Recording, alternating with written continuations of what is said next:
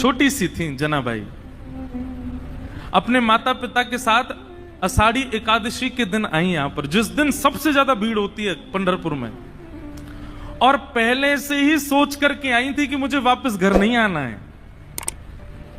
तो पंढरपुर में जब आई तो यहां पर वारियां आई हुई थी, सब नाच रहे हैं, गा रहे हैं, विठल विठल विठला माजा पांडुरंग विठला, जय जय राम कृष्ण हरि।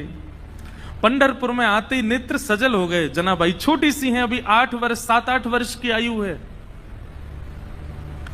जनाबाई आई और यहां भीड़ में अपने माता पिता की उंगली पकड़ करके घूम रही थी, और वारी में जब आगे पीछे लोगों के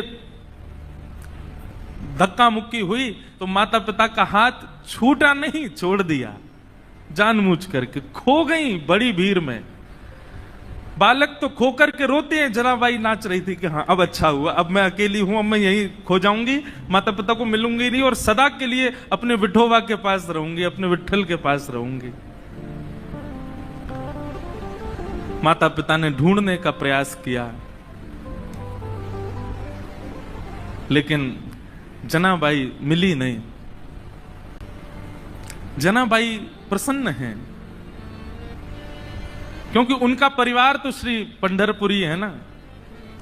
माता पिता बिछुड़ गए, मेला में छूट गए पीछे, लेकिन जनाबाई इस बात से दुखी नहीं है। बोले क्यों?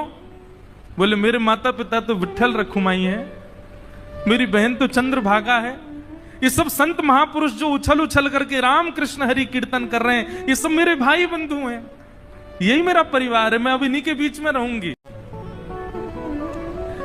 जनाबाई बताओ, बिछुड़ने पर प्रसन्न हो रही है, खो गई है मेले में, चंद्रभागा नदी के तट पर बैठी हैं।